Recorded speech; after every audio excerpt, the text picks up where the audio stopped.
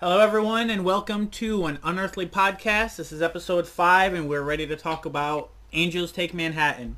Here I've got Mad Matt, Randy, Thomas, and unfortunately Flynn couldn't make it today, and in his place we have Hydriatus of the Armchair General. Hydriatus, damn it. That's not what I said? No. I'm sorry, Ben. For those of you just tuning in for the first time, An Unearthly Podcast is a Star's End production in association with Fireheart Inc. and Mad Matt Inc., posted on stars-n.net, fantasy and sci-fi loving news and reviews, and madmattinc.wordpress.com.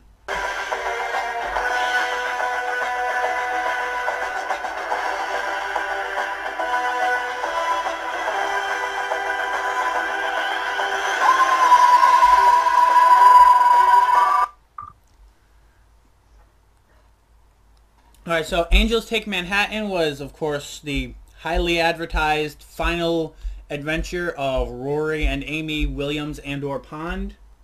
Matt, want to take off with that plot summary? Oh boy. Okay, how to summarize this sucker? Concise. Yes. So. Oh, by the way, this episode will probably be filled with spoilers from the minute we start talking, so be prepared for that.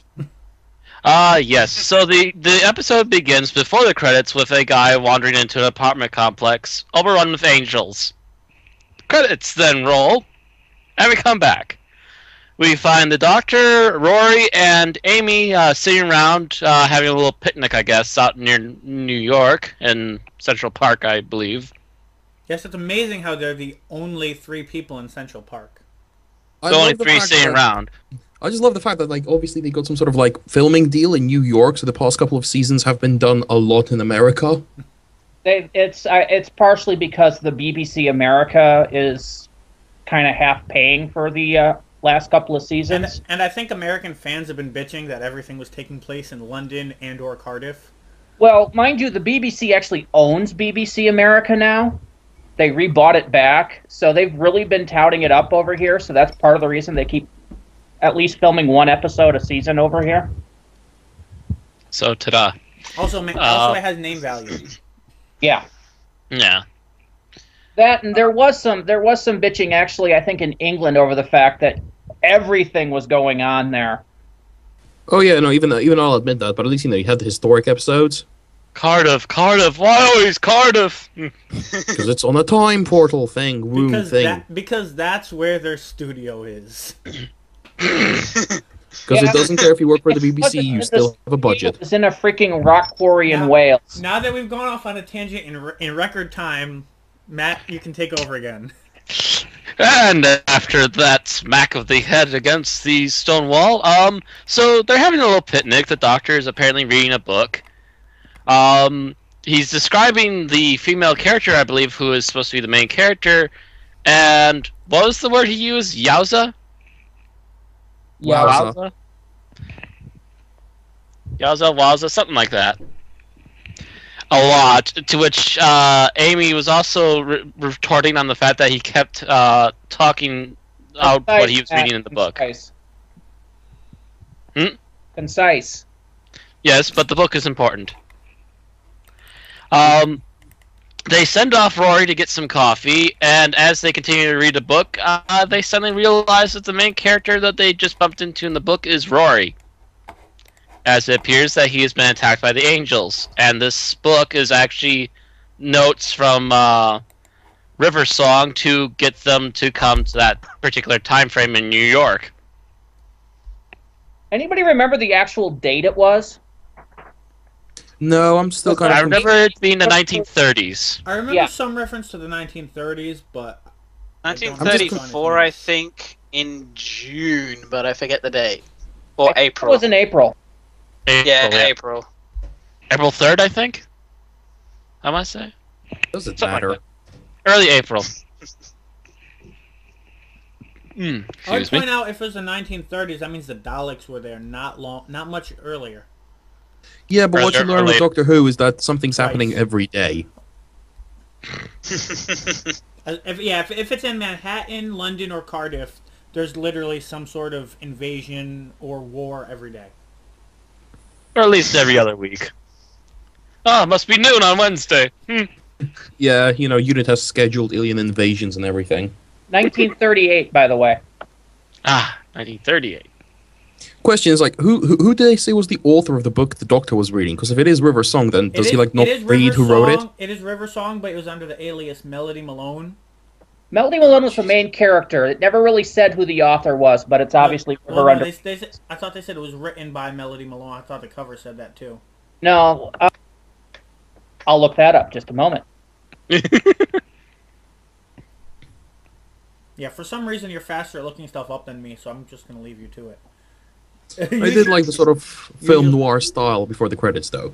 Bum bum bum bum bum bum boom bum Nice. Bum bum bum ba da da da da dum dum dum dum dum dum dum ba dum bum bum bum bum.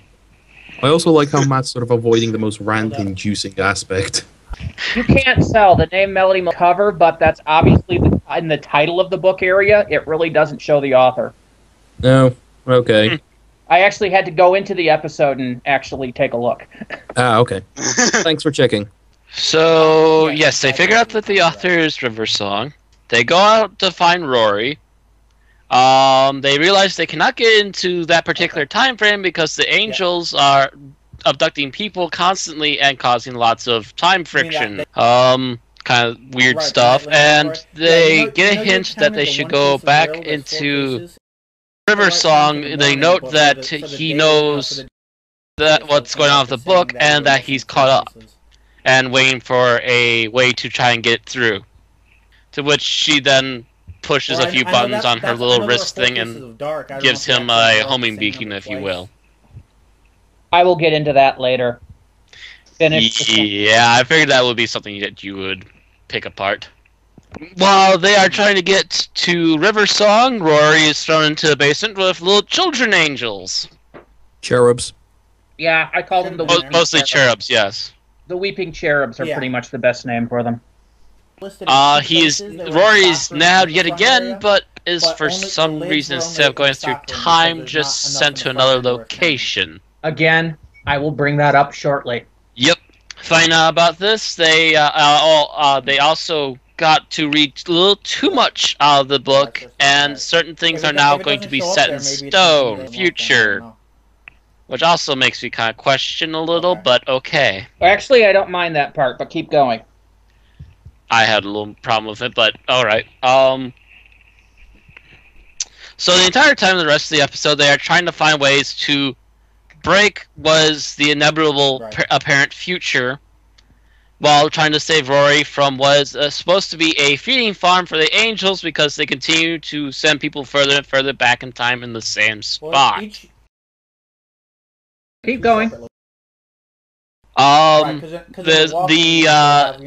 finally bump into an older version of Rory who dies in a bed in the exact same spot where he was about to be nabbed by angels, and then go on a chase up to the roof, again dodging even more of the weeping angels on their way up, wherein they encounter the giant Statue of Liberty angel with angry face, with fang. Moving on.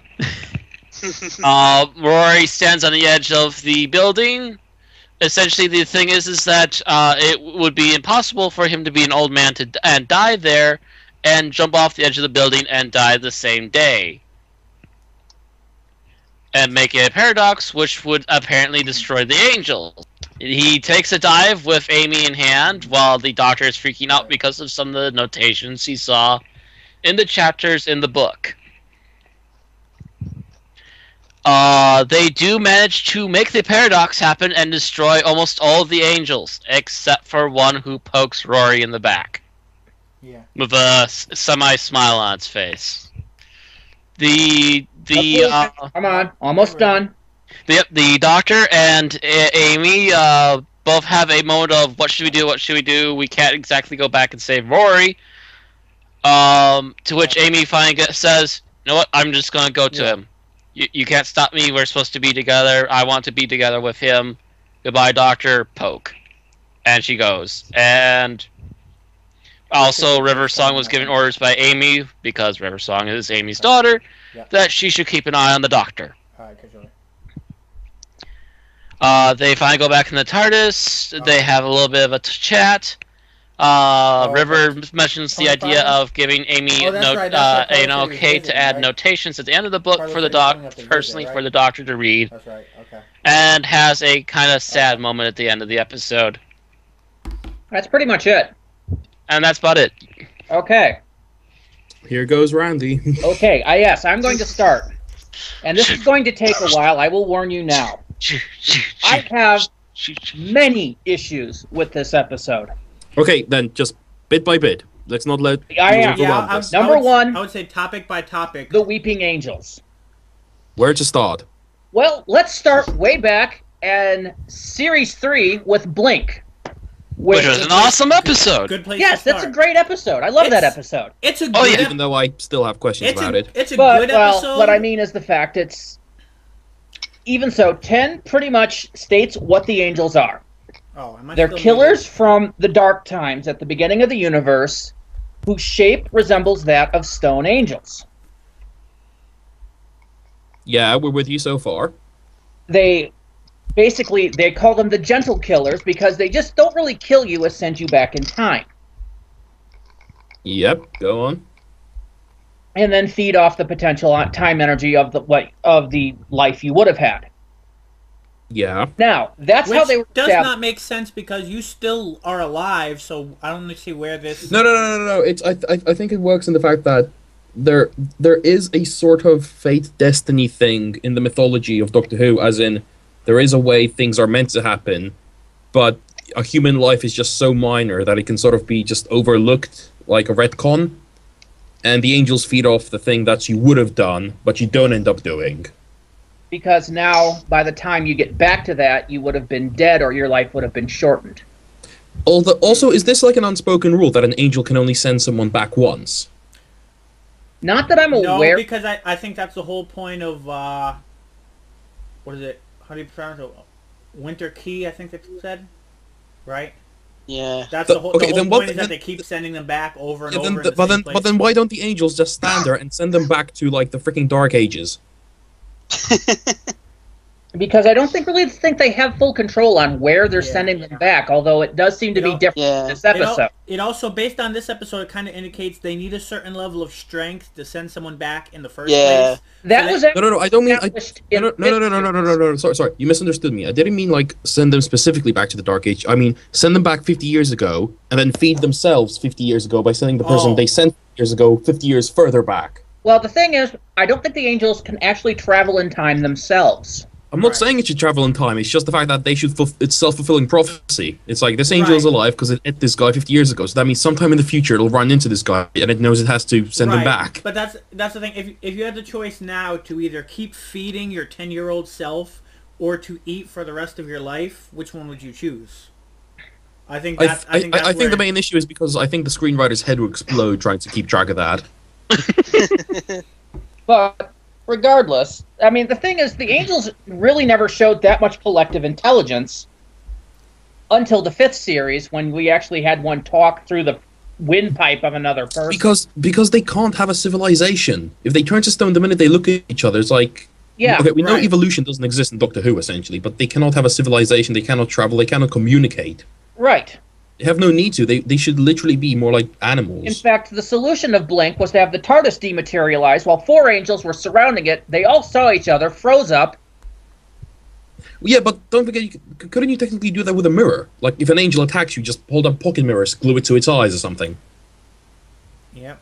Yeah, probably. That's never actually come up. Although, of course, it's like Alex and Stairs. It never came up. The mirror would become an angel in and of itself, and then you'd have 2 angels staring at each other, and they both turn to stone. Anyway. But I was actually going to bring that up when I was talking about the episode in the 5th one. What was the name of that episode? That's a good... Time of Angels? It's a 2-parter, wasn't it? Time of Angels? Time of the Angels, yeah. Stone and Flesh or something like that? Yeah, Flesh and Stone? Yeah, Stone and Flesh and Time of the Angels. Okay. And there, Moffat pretty much rewrit how the angels worked. First of all, they weren't sending people back in time. They were just killing them outright. Which is rubbish. Well, in its defense, he was saying that these angels hadn't fed in so long that they were exceedingly weak, which, by the way, is a complete and total failure as a species. Suddenly you are so weak from lack of food that you can't eat? Yeah, that's... excuse me, please remind me, isn't that a failing of the human species as well? If you starve, you can't move, ergo you finish starving to death. Yes, but if you put food in front of me, I can't be like, well, okay, there are occasions where you're so injured that you can't eat, but generally starvation doesn't cause you, to lock up and not be able to digest food. No, but in the same way that if you've been starved, you can't just eat like a full gourmet 5-star Michelin meal because that will fucking wipe out your intestines. You have to eat something simple. No, but you can at least, put a fork in something and swallow it. Yes, but I'm comparing the same thing. That sending them back in time is just the finest, most sweetest way they have of feeding, but they have a much more simpler way, which is feeding off the reactor. It's like giving water to someone who starved, isn't it? Yeah, quite true. Of course, this goes out the window because this is all a sound theory, but it's never explained in the show itself, which it should be. Which is a major failing of Moffat. And Moffat also fails on the basic horror front. The more you have of something, the less scary it is. Four angels. That's actually the Stormtrooper effect, but Four angels, very terrifying, but one of the best episodes of Doctor Who. Now, there's more than 4 of them. The whole thing's failed. Which is kind of like what's that trope called? The inverse power of ninja law or something to that effect. Yeah, if you have one ninja, it could kick everyone's ass. If you have 1,000 ninjas, one person can kick the law their of asses. conservation of ninjutsu. There we go. That's what I was looking for.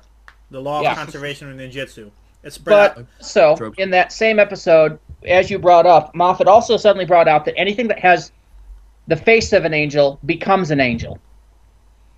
Where did this power come from? And why wasn't it mentioned in Blink?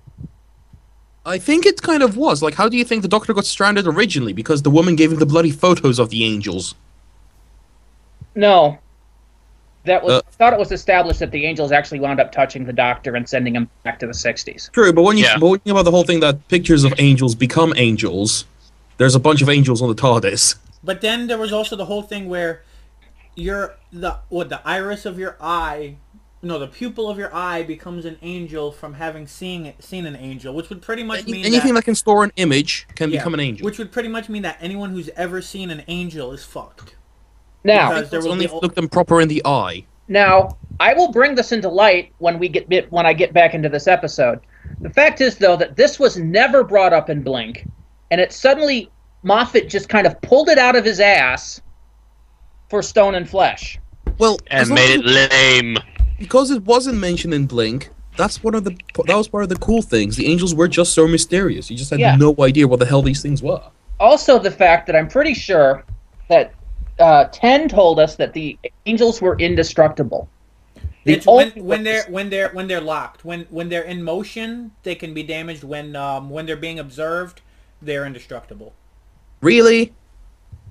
Bill, as a gamer, I'm pretty sure you can pretty much appreciate you can get quite inventive when you have to destroy something. Oh, I agree. I'm just saying that was they're only indestructible when they can't move. No, strap some dynamite to the fecker. No, it's supposed to be destroy them. It wouldn't have any effect unless nobody was observing it and it was able to move. They're quantum locked, which means they're essentially fixed point. And they can't. I thought they literally turned to like solid stone. No, but they were still stone. And you can damage stone. That was the interesting part. Is they were an alien life form that resembled stone, but was okay. No, fair enough. If that was just a misinterpretation on my part, fine. Yeah. Mm-hmm. I just continually was thinking of the problems. Like this is a problem that can be solved by construction. I think this was a problem here. I think this was a tell not show instance. I don't think anyone ever tried to damage them when they were locked. They just told us you couldn't. I'm pretty sure. Yeah.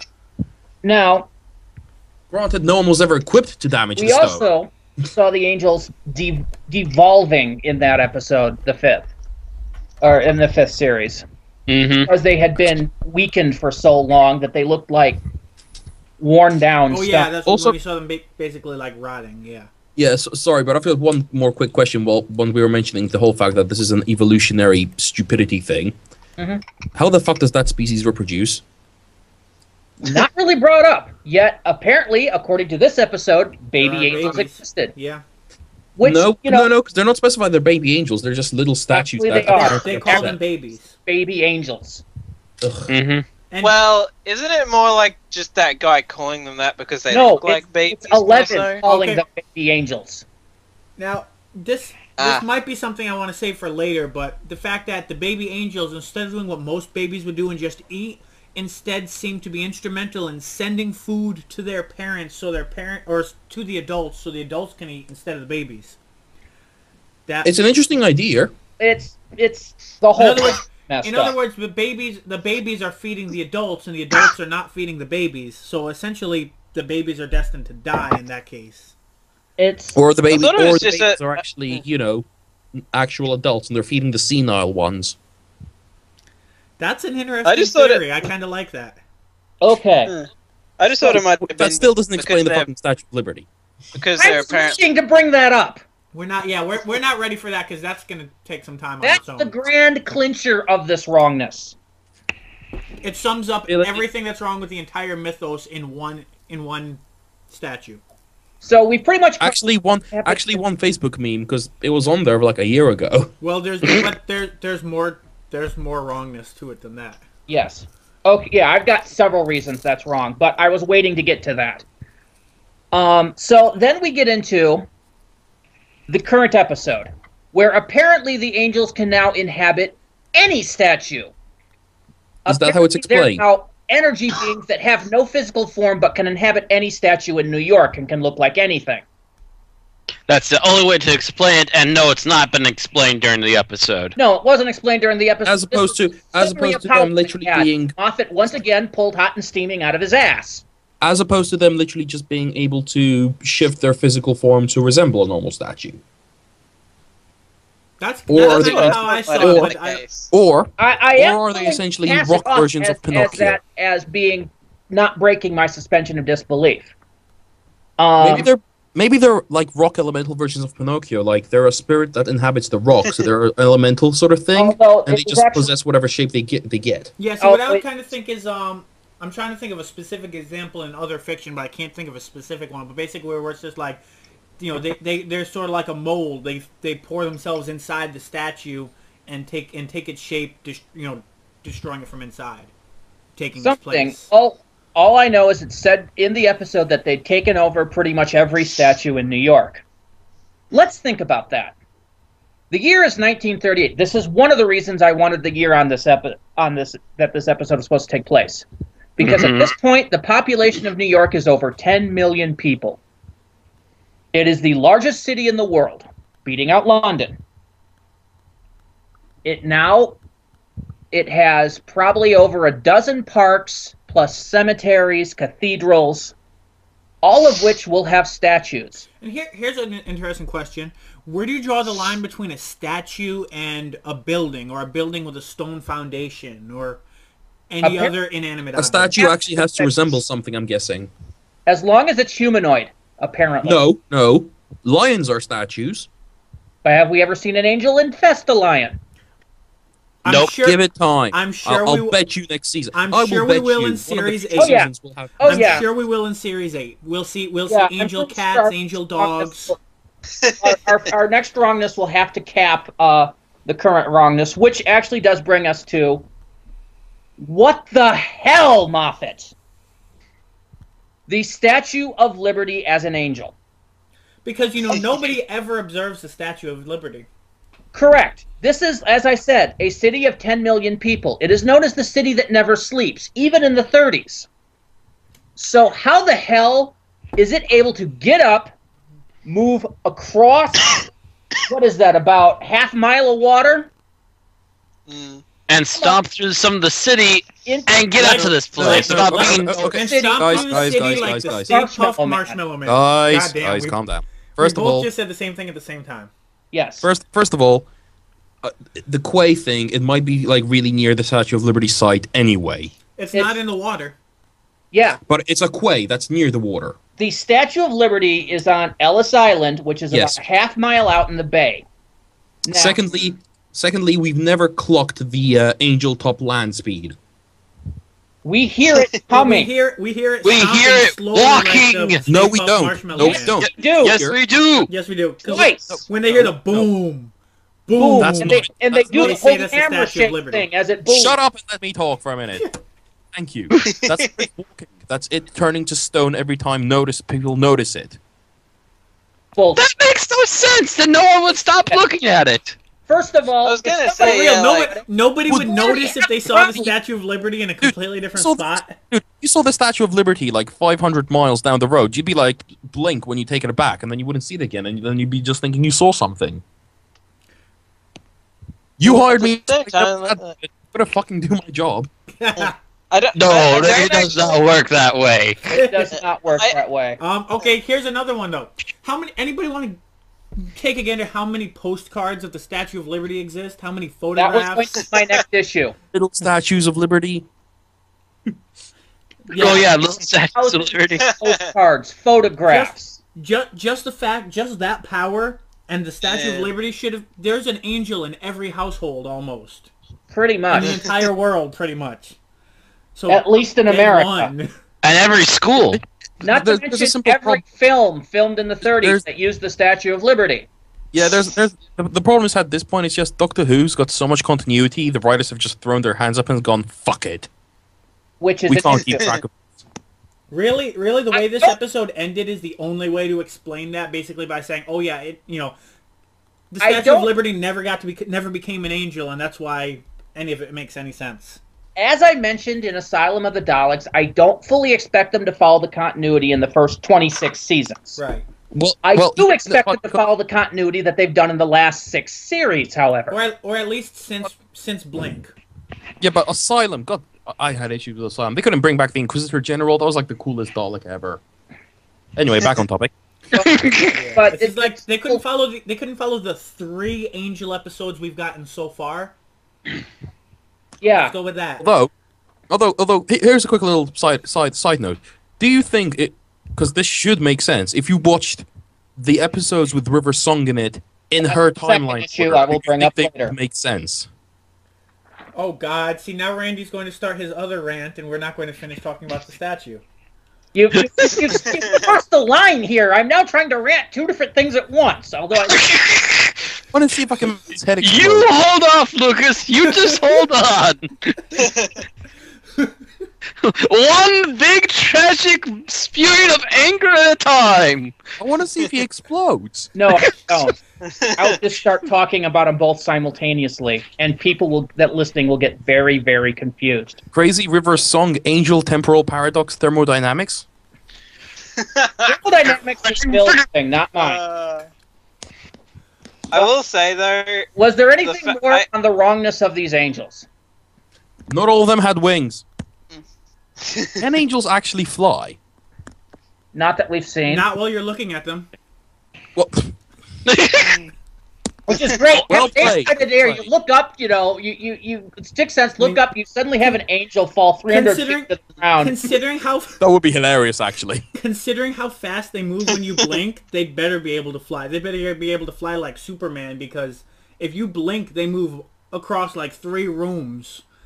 Well, and to get be honest, right up in in the, your episode, face. in the actual episode Blink, I think it's the only proof you have of them actually flying because they actually appear on 2 perches, like at the 3rd story. Well, I'm just Unless they climb. Like, I'm just thinking in the previous episodes, what was it, Flesh and Stone, and the other one, when you Yeah. blink, they like move, down the hallway, like they're fast as a motherfucker. Their wings, they should be able Yeah, to wasn't fly it- if they're that fast. wasn't there so ones fast, on they're able ledges to in that move as between well frames that of film. came down to the ground? What'd you say? What was that, Thomas? Thomas? Now, well, In Stone and Flesh, wasn't there a bunch of ones on like ledges in that at 1.2, and they started sort of gradually getting closer to the Oh ground? yeah, when Yeah, they yeah. had they had the whole room filled with them. Yeah. I yeah. think that's called jumping down.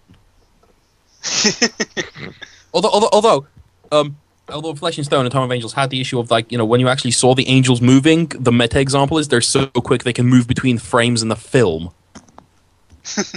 That's why you were able to see them moving in those episodes, which completely ruined them, of course. Yes. And they used people in some cases.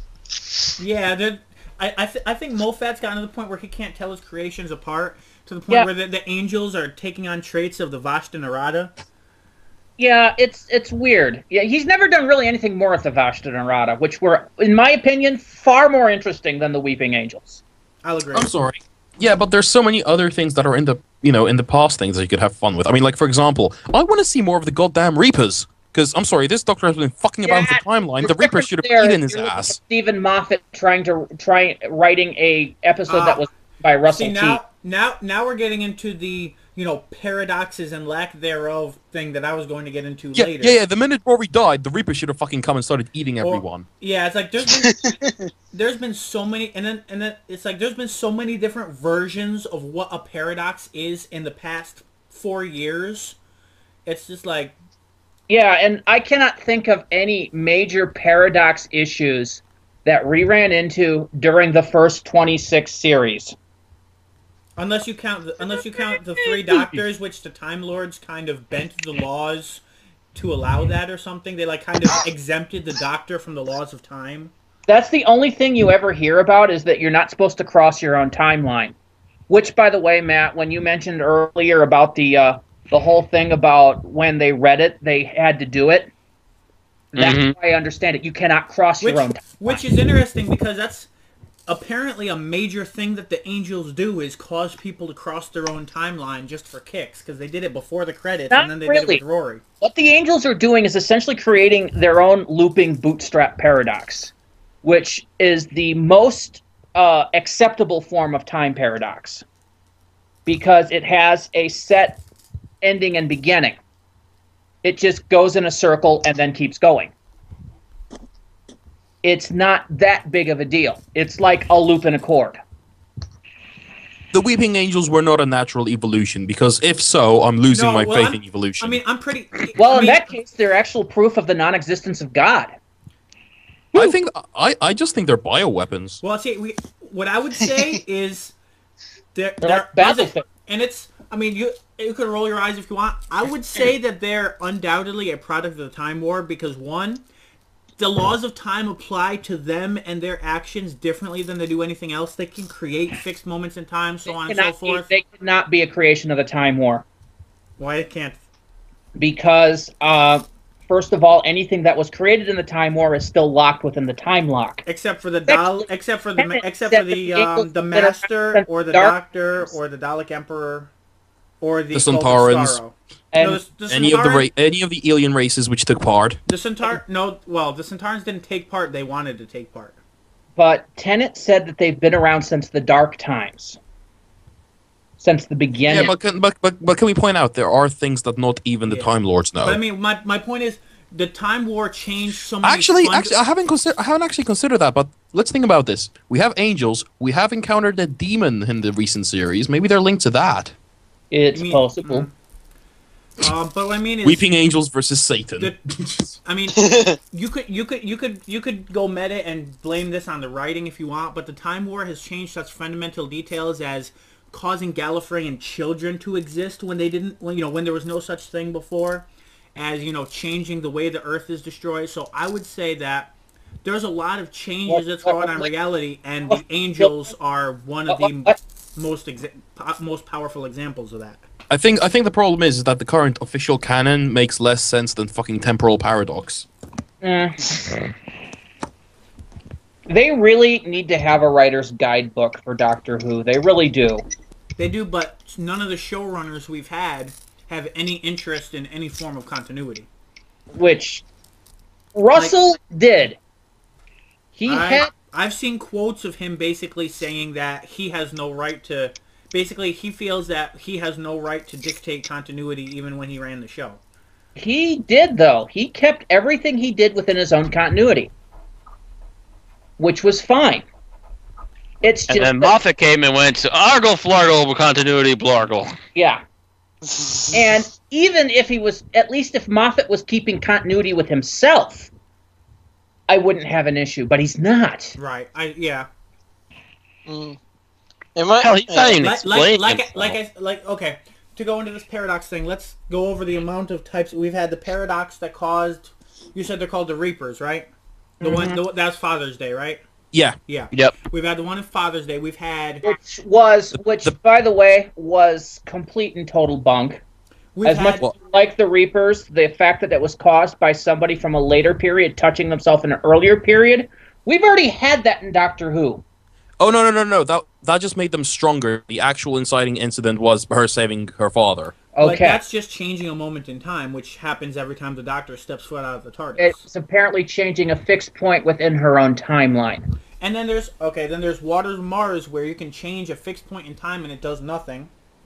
Oh, You can change the details, but you can't change the outcome. But the detail, the specific fixed moment was their death, which the Doctor completely changed.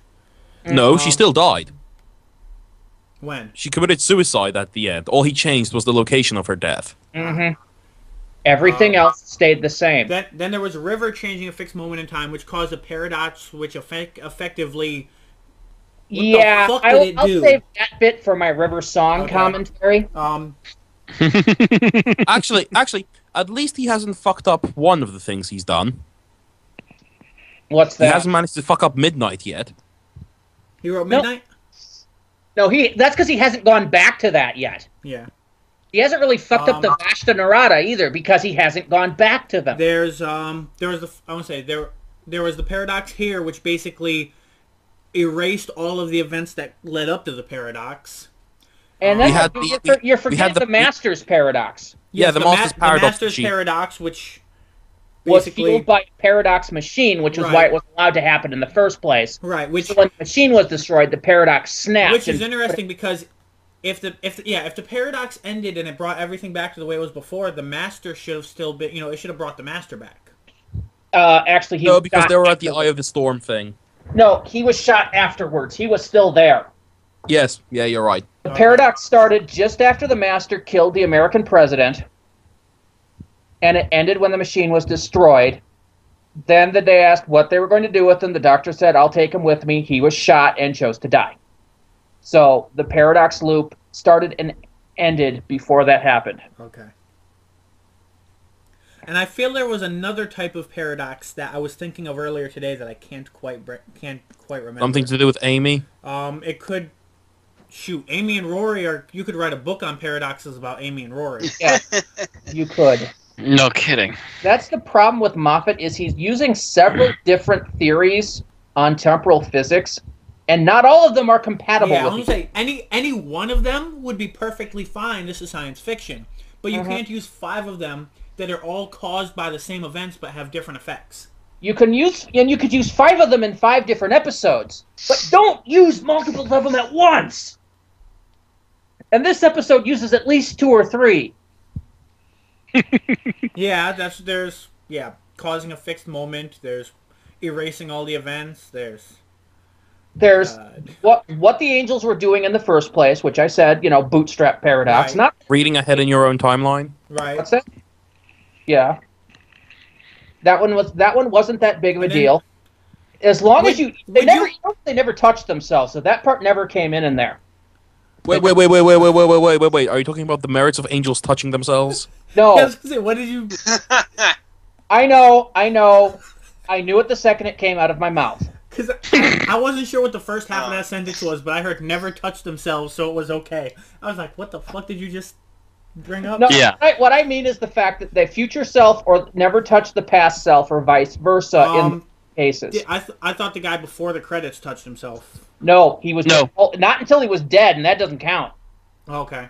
Why? Yeah, I was gonna say, well, I don't know why it doesn't count, because it's still the same person. It's so are we arguing the merits of souls now? Time He's doesn't dead, care his soul about wasn't soul there. or lack thereof. Time signatures are attached to your soul. Possibly. Okay. Speaking of paradoxes, there's Jack. I'll agree with that. But I did. Yeah, the face of Bo. Did the guy actually touch his older self? I don't think he did. He just saw it. I thought he grabbed his hand. He was he looked at him. Dead. But yeah. He looked at him and he reached out to him, but no, they never touched. By the time he was doing that, the angels were on him. Yeah. Yeah. Okay. He's like, "Fuck! I need to get out of here." Would you consider it a type of paradox when they were literally standing there staring at the gravestone and it changed in front of their eyes? Because that change. That's a whole nother That's different theory because time changing. Because before they were following I thought they were following the alternate universe model of time changing. Here they're clearly not. Yeah, that whole thing about Rory going back and changing stuff was a different temporal theory that he just kind of tacked on to the end of it using two different rules that don't fully compete with or don't fully combine with each other. Although I do appreciate the fact that the show was aware enough of this. I said Moffat was self-aware enough to bring in that whole thing about, well, you think you're going to come back to life. When don't I? Yes. Yes, that was actually a very good Rory line. Which is how we know we're going to see Rory again. No matter how much Moffat says we're not, we're going to see him again. Well, actually, we might not. It's like Rory's like just caught up in the time stream now, like Jack was. Oh yeah.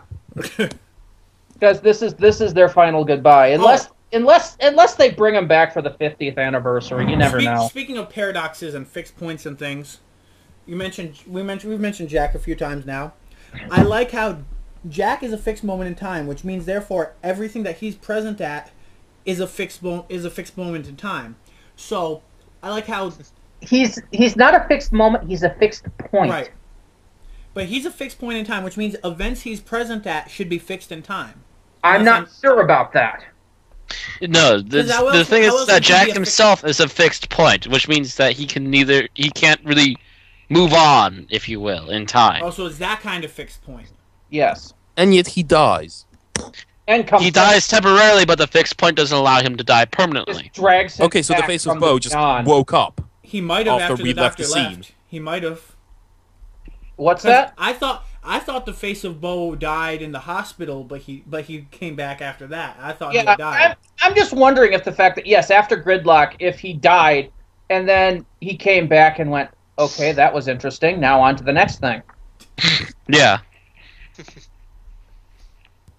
Okay, I think that I'm done with the Doctor now. Let's go check out other realities or something. I'm 5 billion years old. He's gonna go create the Legend of the Beholders or something.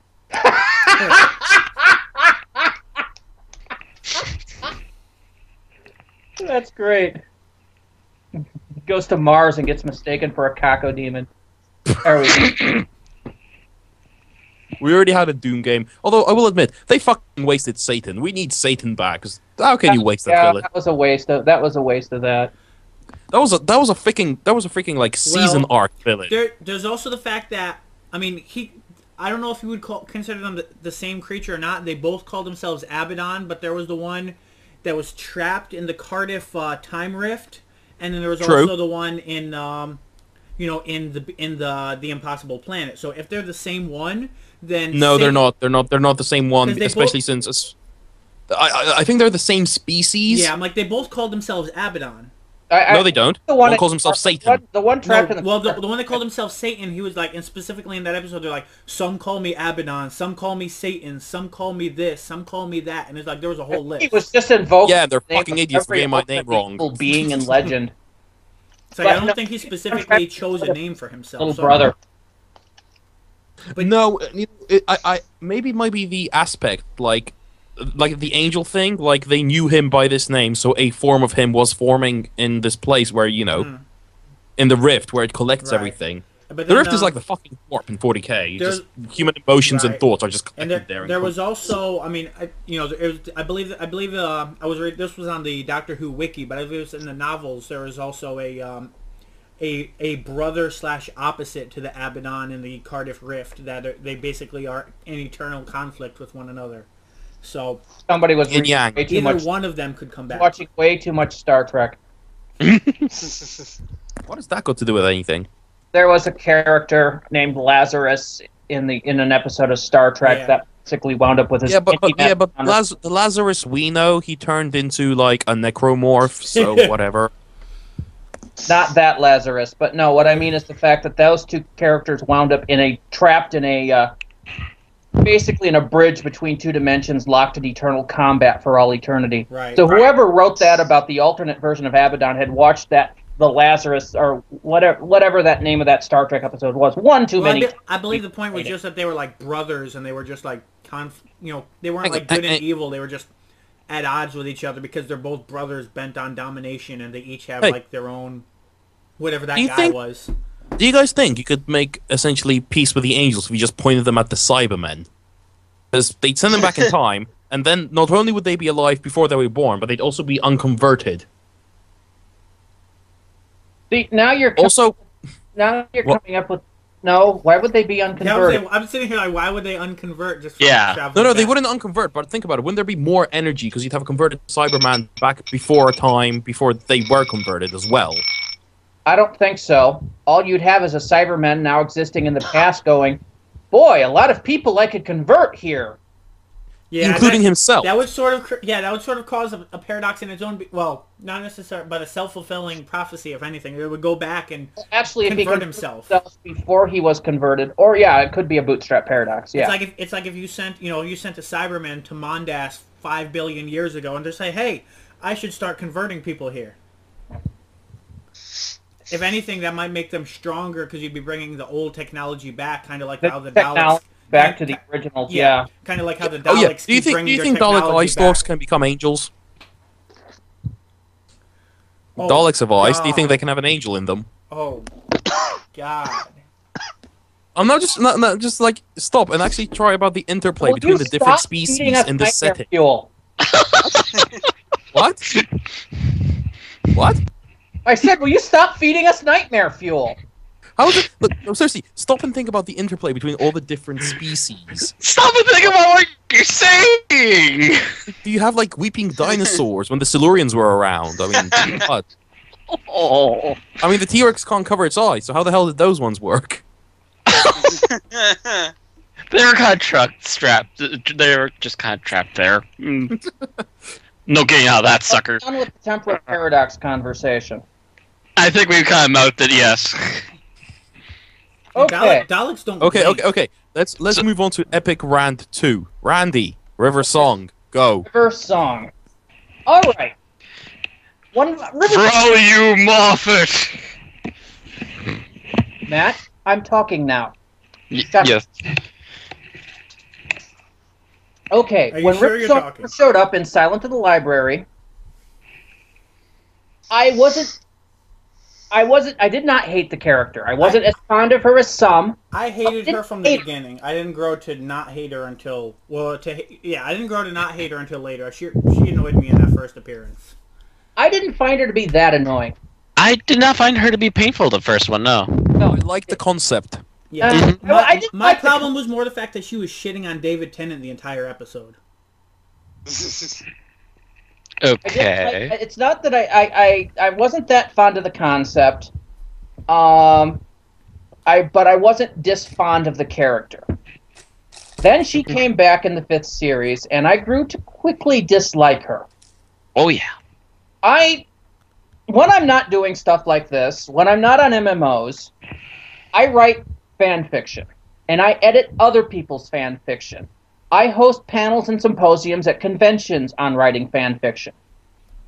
So I know the ins and outs of how not to write fiction. I've actually gone to school for this. This was one of my majors in college. Yeah, and I'm studying it now. Mm-hmm. One of the things that you learn when dealing with fan fiction is how to identify the Mary Sue. That's in generic writing as well, actually. Yeah, it is in generic writing, but you really it's the perfectionist character itself doesn't usually come up in main fiction. I know my teachers didn't cover it. It was something I had to figure out when I got into fan fiction. I had a lecture about it today, actually. Really? Nice. Yeah. Nice that that's actually gone into the classes now. But over the years, I've developed my own little series of checkboxes on the Mary Sue. For those that don't know, the Mary Sue originated in Star Trek fiction and was usually referred to as the female self-insert character that became the love interest for Kirk, Spock, etc.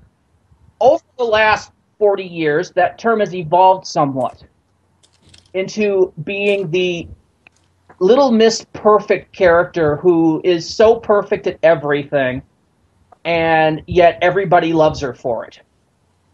That's kind of the, in a nutshell, definition of a Mary Sue. And there's many checkboxes that I've kind of developed for identifying one. River checks almost all of them.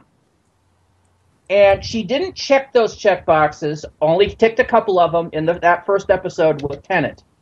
But starting with that Angel episode, and it got even worse about the when you got to the Pandorica opens and the Big Bang, she started checking Mary Sue boxes all over the place. She does everything the Doctor can, and she does it better. Yeah, has a better time machine. Mm-hmm. No, I wouldn't say she has a better time machine, but she knows how to pilot the time. In terms of time travel in and of itself, she does. In terms of the other things a TARDIS is capable of, no. Oh, yeah, I mean, the TARDIS is a piece of shit when you actually want to get somewhere. Yeah. But it's still, she's still, she can pilot the TARDIS better than the Doctor. Oh, that's something I forgot to bring up with the paradox thing. She apparently has gone back in time to send the Doctor messages on stuff, creating huge temporal rift, which, would normally piss the Doctor off to all end. Yeah. Of course, the Doctor then went on to do that in this episode. The Doctor went back in time to leave messages for River in this episode, so I guess it's coming full circle now. That Chinese vase, he went back to China to have. I forgot to touch on that. To have Yowza inscribed on a vase. Entire bullshit. How did he know which vases would be owned by that? Yeah. person? I mean, yeah. so it's the book by following the book. Yeah. Although I don't think all he knew from the book is that it was Actually, Qin Dynasty. You know how many vase makers were in the early Qin Dynasty? Yes, but if only one of them has Yowza written on the bottom. Except it wouldn't have been there till he put it. Although, quick question about the collector. Doesn't anyone else think that it would have been a much more effective pre-credit sequence rather than the Private Eye if we actually had the collector getting that angel? Yeah. Maybe, but... Although I think the whole point of this was damaged. I think the point of the beginning was to foreshadow what would happen to Rory. Yeah, and go, ooh, wow, ooh, Statue of Liberty angel. Oh yeah, which instead made you want to headbutt the TV, Randy. But yeah, which started me opening the open credits with, really, Moffat? Really? You went there? But yeah, River Song. Who is this guy? Why the hell does he have like a breathing pit for angels in his basement? And how the fuck did he get a damaged angel and he's keeping it chained up? No, he didn't get it damaged. He started damaging it somehow of his own. Which was my point when I was mentioning the fact that the angels are supposed to be invulnerable. When observed, how the hell was a 1930s human damaging an angel? Chisel and hammer, dude. Except it wouldn't work because he'd be looking at it. I think the point was like shut off the light, slash it with a sword, and turn the light back on before it can react. Except angels react faster than humans. True. Yeah, it made no sense. Can we just say it made no sense? We're going to be hearing a lot of those words during Wait a second. You know what? When it was covered by that curtain so that nobody could look at it, no one was observing it. So why wasn't it able to move? Was chained up. But really, But wasn't it still chained up when it reached out and grabbed the River? Yeah, it was able to reach out, yes. She was fairly close, though. Yes, she was. She was looking at it, examining it, and then she got distracted when the lights went out and came back, and the angel had reached out and grabbed her. It was still within the length of the chain. Why didn't he just send her back in time? It wasn't strong enough. What? It wasn't strong enough to send her back in time at all. Send her back in time. It was too injured. It was too injured to eat. It was starving too much to eat.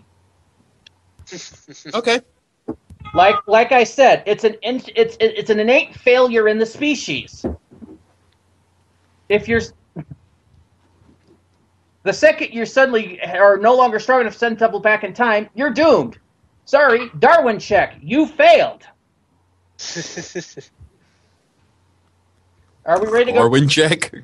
Are we ready to go back to River Song yet? Because thus far my rants are like constantly derailed. Go. Okay, go ahead. Okay, so I mean, she knows how to do everything better than the Doctor. She does a lot of the things that the Doctor finds reprehensible at best. But it really hit me like I said, in the Pandorica Opens, where she makes a Dalek beg for mercy.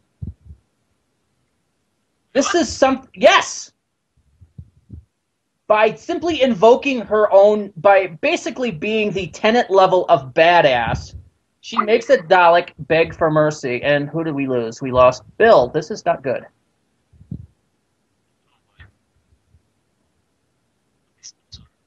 He'll be back. I will actually... what do you mean you had a temporary breakdown?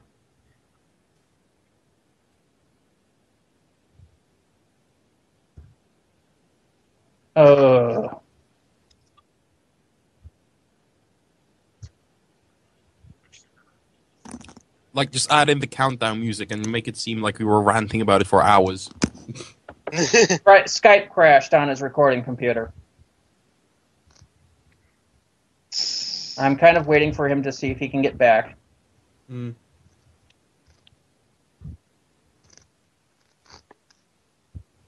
I'm sure this will be able to be fixed in post. Glad I'm not the one editing it. Yeah, well, that's what Bill does. And Matt sends his copy to Bill to do it. That's why these don't go up until the week after. Like, I think the one for Power of 3 will be going up, like, shortly after this. Are you back, Bill? I'm back. Skype just decided to up and crash on me, which it does sometimes when I'm running Fraps. Okay, is Fraps running again? Fraps is still running. Okay, all right. I held for this, so I'll start again. So it wasn't until when the Pandorica opens when River made a Dalek beg for mercy. Yes. Excuse me, but mercy isn't in the Starro Standard Dictionary. Here's the thing, because I'm pretty sure I could have sworn Alex had done that before. I think the whole point is they claim to have no concept of it, but when they realize they can, in Dalek, I think it begged for mercy, because their whole point is they claim to have no idea what it means until they think they can use it to their advantage. Davros has used it. I don't remember a Dalek. I could have sworn in the episode Dalek. No, I could have sworn it begged Rose for mercy. No. It never did. Yes. No, before she touched it and everything. No, I could have sworn. Or it was either mercy, pity, or some similar word. It might have used the word pity, but mercy was never used. In fact, I believe Van Staten actually asked for mercy, and the Dalek. Well, it did know the meaning of the term, was scoffing at it. It was only because Rose asked the Dalek not to kill Van Staten that it stood down. But just by saying, "This is who I am," it made the Dalek beg for its life. I think it begged. Oh, it begged because it couldn't shoot her and she had a gun. It was pretty. Yeah. It was pretty much, yeah. That was about the point that it really started. The Mary Sue alarm started going off. Right.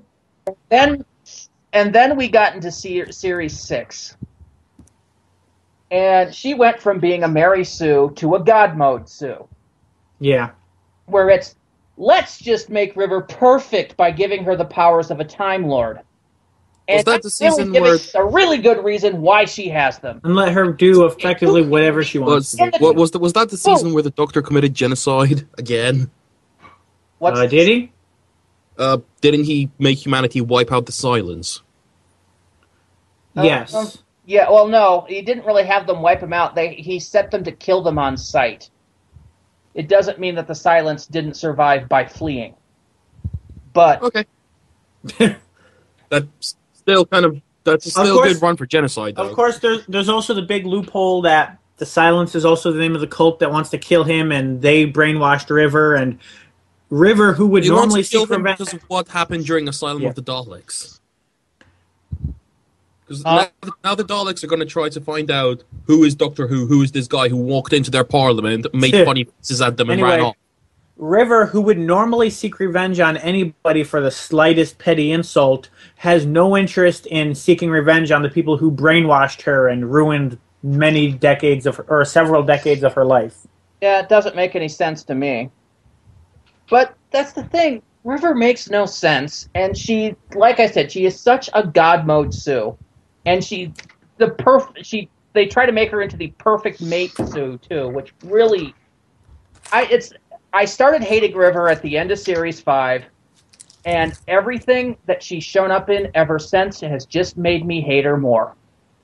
One of my friends in Australia was always saying, well, now we're done with seeing the later River. Now we'll see the earlier River. No, we skipped all that. Yeah, what happened to the whole point? They were supposed to sing each other backward. Yeah, apparently that's now just gone because now we're back to Professor Song. When River Song first showed up back in Series 4, she did not have a vortex manipulator. No, she got that later on, but she was an XP. Well, she died then, so she never got it later on. Well, yeah, no, I meant later on in the series. Oh, but my point is, she needs to lose that somehow. Yeah, but they haven't shown that yet. But what I mean is, before you sidetracked me, is she was an XP of an existing character from novels. Ah. She was an XP of Bernice Summerfield, who was a very long time Doctor Who companion of, I believe, like 6, 7, and or 8 in the Doctor Who novels. I wasn't a big Bernice Summerfield reader. I had a couple of the audios, and I might have had one book, so there's not my favorite character. But I knew where they were coming from when River Song showed up. Moffat has kind of taken her, and apparently River Song is the character Moffat masturbates to in the shower. That's all I can think of is why he's turned her into such a freaking God mode character. He just has gone overboard with making her this uber powerful super doctor with none of the actual morality that we've grown to like about the Doctor, and then made sure that the Doctor loved her regardless of that. Even though, if you take a look at what River Song does, if you applied that to any other person that's traveled with him on the TARDIS, save for maybe Leela, he would have said, no, you're not worthy of being a companion, goodbye. But no, instead he falls in love with her. Why? Because Moffat wrote it. This is why I hate River Song. Isn't he sort of forced into it because she crossed his timeline early on and told him, like, earlier in the series? She didn't really say, she hinted. Isn't that enough? Not really. Okay. Because anytime he asked for facts, which again is in contrary to how the Doctor's acting now, she'd say spoilers. Remember that? Spoilers. Mm-hmm. I want to, just punch her in the face and read the book. Yeah. Fuck you. Not to mention the inherent danger of keeping that journal. Although, if they just wanted, if they wanted her a female Time Lord around, bring back the Doctor's daughter. That's what she was there for. Bring back Romana. I mean, speaking of the God mode thing, don't you love the fact how the Doctor wasn't allowed to look at her diary because of spoilers? But what's the first thing she does every time she meets up with him? Copy everything in his journal down. Yeah.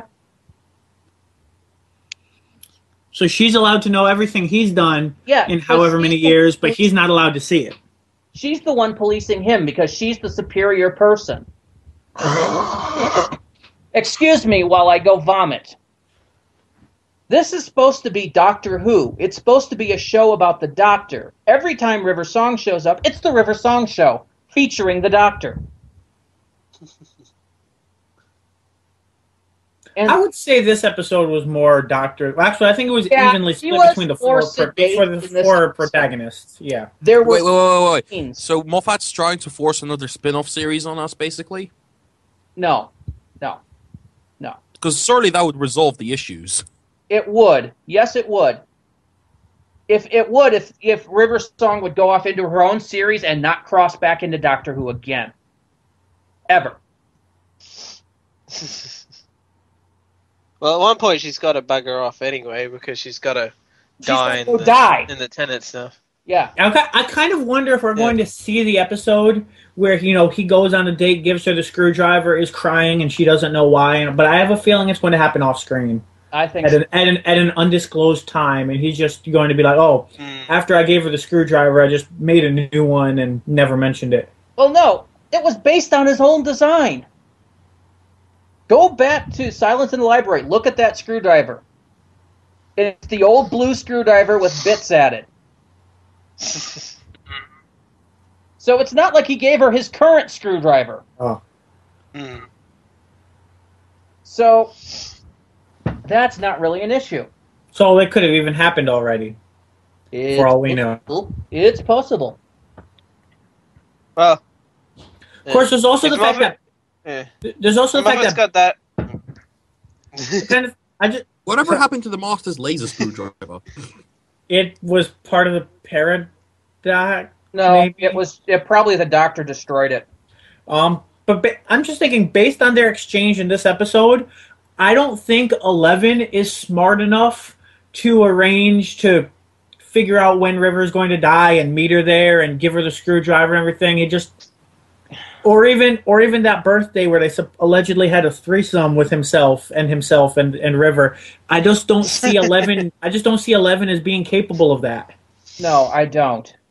Unless she sticks around until the 12th Doctor, which means we have her for another 4 years at least. I think, or no, at least another 2 or 3 years. Then that would annoy me.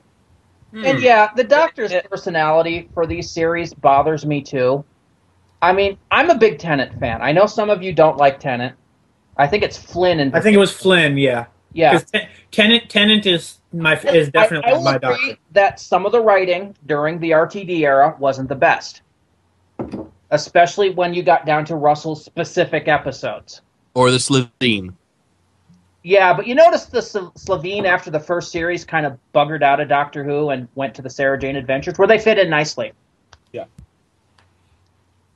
So I think he knew that one was. I think he knew that one was a little below par. But even so, I mean, a lot of the Russell's episodes tended to come to a. It's like he kept writing and then realized he had to wrap up really quick, so he kind of the solution. Pretty much. He was better at the epic arcs, though. Mm-hmm. But I liked Tennant's Tennant's 10's personality better than I liked 11's. I liked that manic energy that Tennant brought forth without acting like a hyperactive 3-year-old. Right. I mean, seriously, if you think 9 is the Doctor in a midlife crisis, then 11 is senility. Pretty much. Because it hit to me what the Doctor is in the 11th Doctor. He's a man-child. Yeah. He's if he was human, he would have a kid visiting him at the nursing home every week. Yeah, but he'd also be like up for war crimes for essentially trying to commit genocide on his own species. He would be the one. He would be the one with. I mean, are bow ties ever tied, or are they always the automatic thing you just strap on? I don't know. I think he uses clip-ons now. Yeah, because I'm like, either way, I'm like, I see him as the one who's too old to tie a tie, and that's why he wears the bow tie. Yeah, I think so. And or at least not. If we wanted mentally. A child in charge of the TARDIS, why didn't we just get Rowan Atkinson to do Mr. Bean as the Doctor? He did a great job in Death Comes to Time. Because that's essentially what we have, and that annoys me. I miss Tennant. I really do miss that manic energy he brought into it, where he could be the hyper excited kid, but the second stuff got serious, he switched. Yeah. I think there hasn't been enough situations, really. Yeah. But I mean, look, where can the storyline really go from here? So, wait, you're saying not enough situations for 11 to be serious? You mean? Yeah. Well, here's the thing. Power there have of been 3. plenty of those. the problem is, every time there was a situation for the doctor to be serious, guess who showed up and took charge of the situation so the doctor didn't have to? River fucking Song.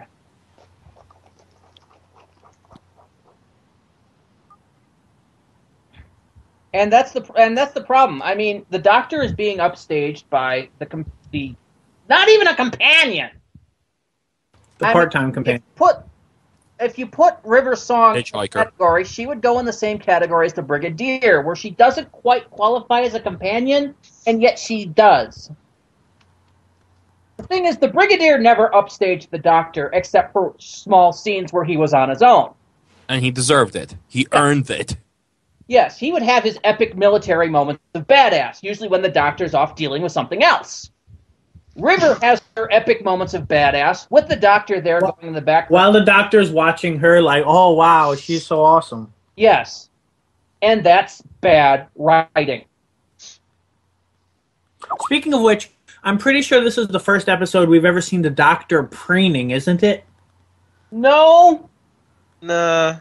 It's the first episode we've seen the Doctor preening. It's the first episode we've seen the Doctor preening like that.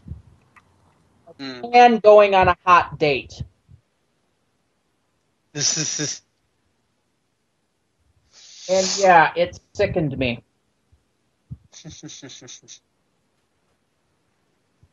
But the 11th Doctor is your inner child. Yeah, he's the inner man-child. Even For the clown klutz, I'll take Patrick Troughton over Matt Smith. We need some more grim episodes. We do. Which is ironic because Amy Booth was talking today about how ever since Moffat took over, there's been less and less, fun moments in Doctor Who, and it's been too serious. And it's just like I could see that. I mean, I personally prefer serious things, but I could definitely see where there's been a lot less. There's been a lot less balance, and it has been a lot more toward. I wouldn't necessarily say dark, but it's been more toward that tilt where there's more more tragedy than comedy. Yeah, less campy humor. I mean, let's face it, the Doctor bouncing down a flight of stairs while strapped to a seat going, worst rescue ever, was a bit of campy fun.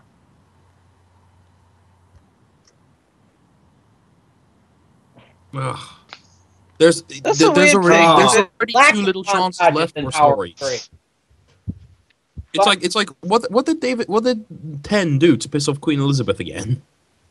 Because that got mentioned during the Shakespeare episode. Oh, we don't know. We don't know which Doctor it was. We don't know which. Never brought up again. Yeah, it's like, stop wasting all these plots. But I think Davies did that.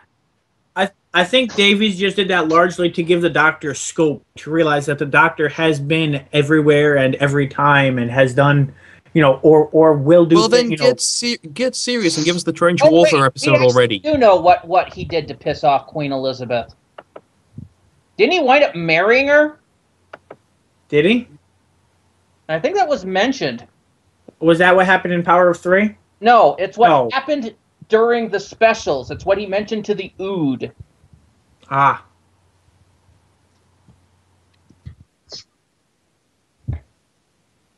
The Doctor's married quite a few people.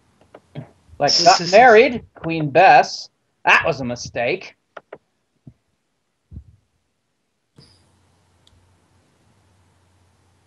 And then I think they mentioned it again during the Smith era. But, yeah, it's like, sooner or later, they're going to run out of plot, and they're going to be left with the stuff they just won't be able to show. Well, that's why they switch writers. Window and start writing over again. Yeah. Yeah. Kids can handle some pretty heavy stuff. Yeah, well, the thing is, I don't think they're giving them enough credit, really. Doctor Who is an all-ages show. It's not just for kids. So you don't want to dumb the writing down to kids. You want to make it entertaining for kids and adults. Yes. The problem is, Moffat was good when he was writing 1 to 2 episodes a season. Right. And when he's apparently now overseeing an entire series, he's not putting enough time into his own episodes. And the series are shorter as well. it's one. It's Oh he's no, they're not. They're just Mhm. broken up. Kind of like Tim Burton. He's great if you give him a set group of things he can do. When you say, okay, go make this as dark as you want within these boundaries. But when you give him too much creative control, weird shit comes around with no explanation. I don't know. I kind of like when. Yeah. That's because it's a remake of one of his own earlier works. I mean, Beetlejuice was fairly out there, and it was awesome.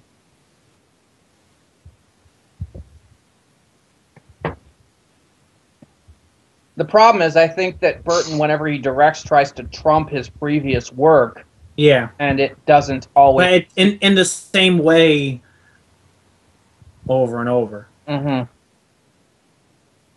And I think that might be Moffat's problem. Is every time he comes out with an enemy, he wants to make it bigger and badder than the last time it showed up. It's play Deadly Premonition.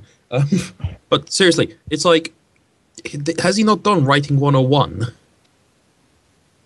It's like, just get creative. It's like, you can use the same villain. They don't have to be bigger or more awe-inspiring. Yeah. Or just look at the library. I mean, no one's done the Zygons. They haven't done the Sea Devils. Yeah, They haven't done the they've actual done demons. The Silurians, but they've not really touched on the Sea Devils. The Zygons were mentioned. They were mentioned in Power of Three. Hmm. As apparently when they went back to the opening of what was that hotel? The Ritz? No, it wasn't the Ritz. It was a well-known hotel, I think, in like Brighton. But the grand opening was apparently stopped because there was a Zygon ship under the hotel. Oh, yeah. So I'm at trying least to think what else. at least they got honorable mention, which is the first time they've been heard of since the Fourth Doctor in canon. With the Loch Ness Monster. Right. That was actually the first Doctor Who story I read. It was the novelization of that episode. The Loch Ness Monster was referenced in the hell was the name of that episode with Sarah Jane and Rose when they were having their The Loch Ness Monster was mentioned. The Zygons weren't mentioned by name, though. right. Yeah. This is the first time the Zygons have been mentioned in Doctor Who since the that Fourth Doctor episode where they first showed up and were introduced. And I mean, they could play around with the alternate dimensions a bit more. They're not really supposed to. Yeah, because I was say Ten's whole yeah, thing 'cause was they really follow the fucking rules, don't they? Ten's whole Ten's whole thing was that the universe would be destroyed if they bled over again because it was such a fragile separation. But then again, Moffat's been like, Davies had this rule, fuck that. Davies had this rule, fuck that. Davies had this rule, fuck that. Moffat. Also, the fact that isn't that a bit of a paradox? How in like the normal timeline, the Cybermen were wiped out and were extinct, but now they've been completely replaced by the parallel dimension Cybermen. Not really, and Yeah. Cybermen weren't really ever wiped out. They were Well- reduced to a small fraction. Ten claimed that they had been completely wiped out. Oh, he did. When? No, In, no. Nine the did fr- in Dalek when they're in the museum. No, he was just like, oh, look what you've been reduced to. But the first of that two-parter, there was it was Age of Steel. Right? Oh, I think it was Age of Steel. He was just like they've been it was like they were all wiped out in our universe or whatever. They're all gone. I don't remember that line. Mind you, I'm sitting over here with my second edition set over here. I'm going to have to look it up and get back. I think it was more if he said, no, those were created in our universe or something. These are something I remember. new. Yeah, but he said they were all gone. I don't remember his. Because that was part of the thing. He was terrified that they were basically coming back to haunt him after. Well, he yeah, had it gotten said rid of them. it's starting over again. I don't think he necessarily meant that. I thought the Cyber weren't the Cybers part of this Time War as well, because they were part of one. They were part of a I don't Time think War. so.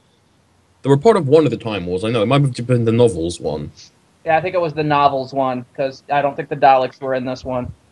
Why the fuck hasn't anyone have they even written a novel about the Time War yet? No, because No, Why? they're not it going to. exists entirely in the head of Russell T Davies, and he's not telling anybody the details. I mean, I want to see parts of it, but there is also the fact that there's physically no way that any writer that they have is going to write it as good as what they're trying to get us to envision on our own. Yeah. I disagree. We're going to be disappointed no matter what they do if they try to do a big scale. If they try to do a small scale, they can succeed. I disagree. However, I don't think the TV series is the best way to do it. I will admit that. Right. But I think if they did a series of novels about it, I think they should do it as audio dramas in small scale. Yeah, audio dramas or novels, because I'm just working off like the Horus Heresy series, because that's a sort of very similar situation to what is going on now with the Time War for Doctor Who fans. Where in Heresy series. Oh, sorry. It's basically a 40k thing for Warhammer 40k. Oh, okay. It's establishing this massive period of the setting's history, which we knew some very key details about, but nothing it was never been really fleshed out. So like in the Time War, we knew that Gallifrey become corrupted, these species were wiped out. We know who was involved, and we have like the names of some battles, but that's all we have. I think Russell deliberately wanted to have it kept in our imagination. Yeah. That's understandable, but I still think that they could do it as a book series really easily, and it would probably turn out really good, actually, if they got the proper writers. I'm kind of surprised that there haven't been novels done on certain events that get, like, briefly mentioned in the show, like that Fall of Arcadia thing. Yeah, well, it's possible that the BBC will not let them release novels that deal with that because they might be using it in a possible timeline. Or have they done a novel about just all of Rory's time as a Roman? Well, he spent most of that time standing in front of the Pandorica. Yeah, but think about the history that happened. Just like... okay. Yeah, but okay. Sorry. Now, From ancient Romans to modern day, think about all the stuff that happened in Britain, and he had to be there guarding this massive box and making sure it wasn't stolen by Vikings. Yes, except for the fact that there would be long periods of time where he's just basically sitting in front of the box. It would turn out like Harry Potter Book 7. Or the Casca series, which is actually pretty good, so, because you can skip those parts. Because unlike the Harry Potter series, Unlike the Harry Potter series, the Casca series does just skip them, the boring bits.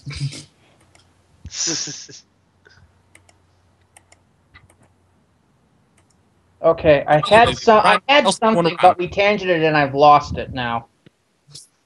Was it about River or about something else? No. We were still talking about River. The River song "Weeping Angel." What? Just the symbol of your hate. But while you're finding where you were, this I kind of forgot to bring it up earlier. They mentioned how a paradox would require such immense power, which of course was bullshit anyway, but they're talking about how the paradox would require such power to create. Correct me if I'm wrong, but doesn't the TARDIS both have physically impossible immense power, and Gallifreyan technology has been proved to be strong enough to maintain a paradox? That would be what the paradox engine was, yes. So couldn't, the TARDIS have come in handy? Except for the fact that they left it at the old guy's house and they were stuck at the key. The TARDIS is such a piece of junk. I'm not kidding. It seriously is. It's got powers as the plot demands. So does the sonic screwdriver now. Yeah. Yeah. At which point? A sonic screwdriver. I'm sorry, but human tech's more reliable than the TARDIS tech. Why does he the human time traveling things? It has like 5,000 functions now. It's a multi-tool. That's what it is. And it's only ever been used once as a screwdriver. No, he was wrong. It has been used before as a screwdriver. I remember the Ark in War games he does. Doctor demonstrating its function as a screwdriver. Just don't think about how it actually works. Either the second or the third. The second did in War games to prove that they were not from or that he wasn't from Earth. And there's one in the Ark on a German guy's gun. Yeah, and I remember I think the third Doctor doing it to impress I think Joe or Sarah Jane.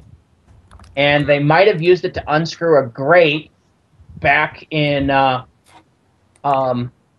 Victoria's last episode. What is that? Like Fury from the Deep, I think. So way back there when it first showed up. Oh, That actually, was Screwdriver's first episode. stuff from way back, well, not even way back, but stuff would probably be nice to see more, just because it's got more, story ideas behind it. At least Russell was doing that. I mean, Where's the werewolf civilization? I want to see that. Yeah. that's not really back there. That's only a couple of series back, dude.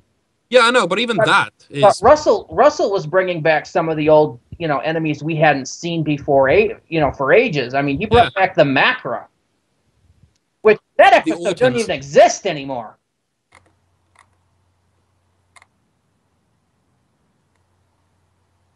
I think at one point he was talking about the Axons, which was a third Doctor, enemy that we only ever saw once. And then they got stuck in a time loop.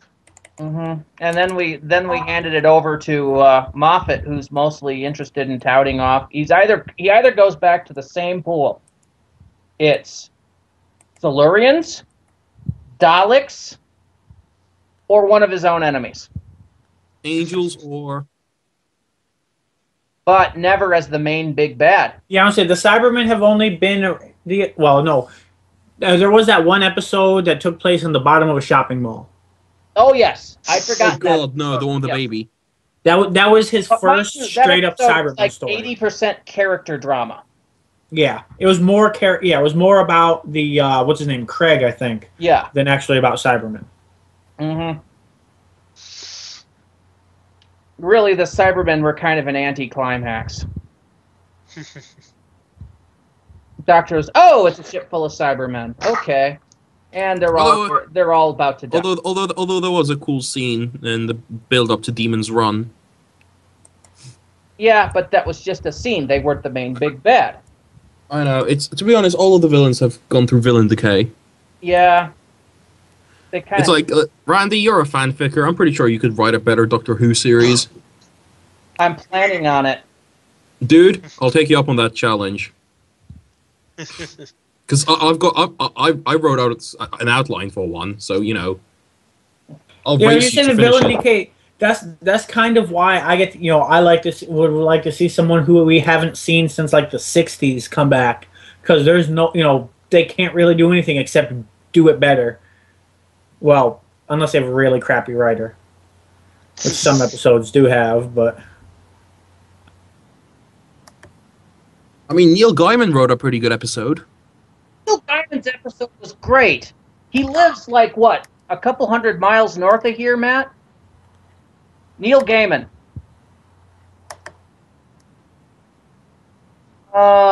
It's north of here, starts with an M. I know, there's a lot of Wisconsin towns that start with an M.